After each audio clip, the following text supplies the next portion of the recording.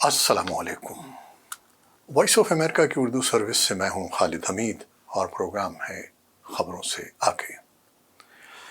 नाज़रीन, गज़ा में इसराइली कार्रवाई के दौरान हमास के सरबराह याहिया सिनवार मारे गए हैं और अब सवाल ये है कि उनका जानशीन कौन होगा। वो इसराइली फोर्सेस के साथ एक फायरिंग के तबादले में मारे गए। 3 महीनों में ऐसा दूसरी बार हुआ है कि हमास के रहनुमा को हलाक किया गया है। हमास के साबिक चीफ इस्माइल हानिया को ईरान में जुलाई में हलाक कर दिया गया था। उनके कत्ल का इल्ज़ाम इसराइल पर लगाया गया था। इसराइल के वज़ीर आज़म नेतन्याहू ने सिनवार की हलाकत को एक संग मील करार दिया है, लेकिन उनका कहना है कि जंग अभी ख़त्म नहीं हुई। उन्होंने मज़ीद कहा है कि यरग़मालियों की रिहाई तक जंग जारी रहेगी। उधर अमेरिका के सदर जो बाइडन ने याहिया सिनवार की मौत को एक ऐसा मौके से ताबीर किया है जब गज़ा में हमास ताकत में न रहे और एक ऐसा सियासी तस्वीर हो जो इसराइलियों और फ़लस्तीनियों को बेहतर मुस्तक़बिल फराहम करता हो। उन्होंने याहिया की हलाकत को हमास की क़ैद में रखे गए इसराइली यरग़मालियों और गज़ा में 1 साल से जारी जंग के ख़ात्मे का एक मौका भी करार दिया। जो बाइडन ने एक बयान में कहा कि याहिया सिनवार की हलाकत पर उनके वही एहसासात हैं जो अमेरिका ने 9/11 के हमलों के ज़िम्मेदार अल-कायदा के रहनुमा उसामा बिन लादेन को हलाक के वक्त किए थे। अब सवाल यह है कि उनका जानशीन कौन होगा। फ़लस्तीनी अस्करियत पसंद ग्रुप हमास मुमकिन तौर पर याहिया सिनवार की हलाकत के बाद कोई ऐसा रहनुमा लाएगा जो गज़ा से बाहर मुकीम हो, जबकि माहिरीन का कहना है कि साबिक रहनुमा के भाई मोहम्मद सिनवार इसराइल के खिलाफ जंग जारी रखने में मुतवक्के तौर पर ज़्यादा बड़ा किरदार अदा करेंगे। नए रहनुमा की तलाश में हमास न सिर्फ अपनी पुश्तपनाही करने वाले ईरान की तरजीहात को मुकद्दम रखेगा बल्कि कतर के मफादात भी पेश नज़र होंगे।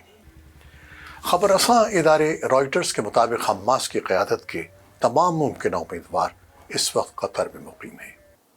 जब सिनवार को हानिया की जगह कायद बनाया गया था तो उन्होंने हमास की सियासी और अस्करी क़यादत को गज़ा में यकजा कर दिया। ताहम रॉयटर्स के मुताबिक इस बार ऐसा दिखाई नहीं देता कि नया सरबराह भी ऐसा ही करेगा।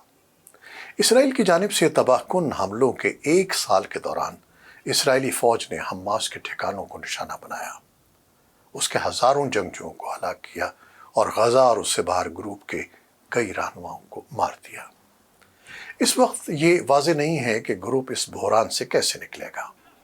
सिनवार की हलाकत के बाद इस तंजीम की रहनुमाई कतर में मुकीम उनके नायब खलील आहिया को आर्जी तौर पर सौंप दी गई है।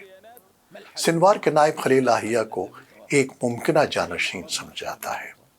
उन्होंने इस मसले पर एक जारहाना अंदाज अपनाया है और कहा है कि जब तक इसराइली फ़ौज का गज़ा से इनखला नहीं होता और जंग ख़त्म नहीं होती, यरग़मालियों को वापस इसराइल नहीं भेजा जाएगा।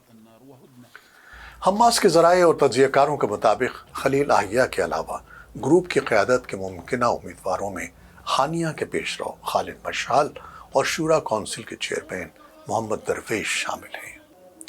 नए रहनुमा की तकर्रुरी से पहले हमास को कलीदी मुज़ाकरातकार कतर और खित्ते के अहम मुल्कों को अपने फैसलों से मुत्तला करना होगा।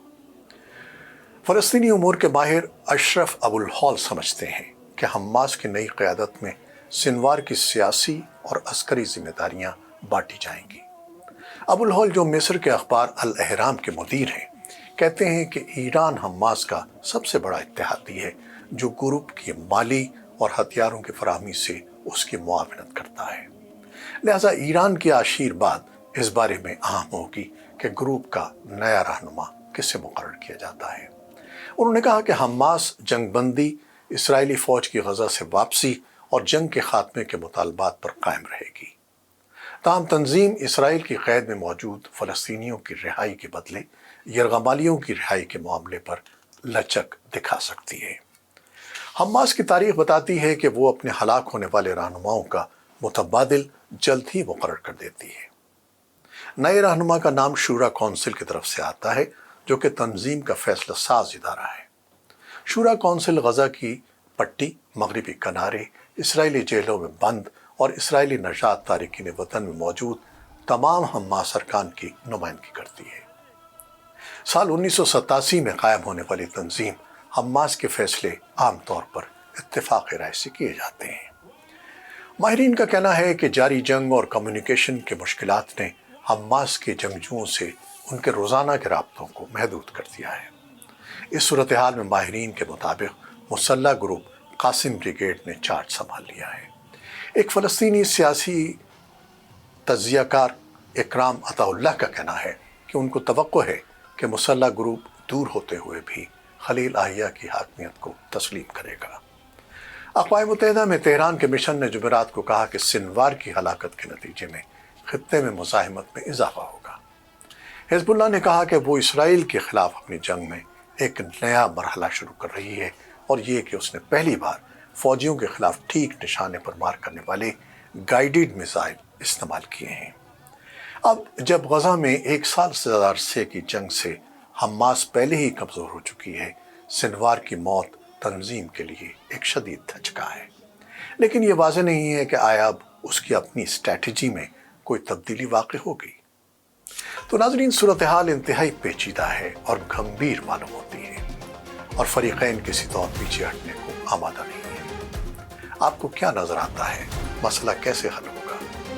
کچھ بتائیے گا، منتظر رہیں۔ پروڈیوسر عزیز احمد کے ساتھ خالد حمید اجازت چاہتا ہے۔ خدا حافظ۔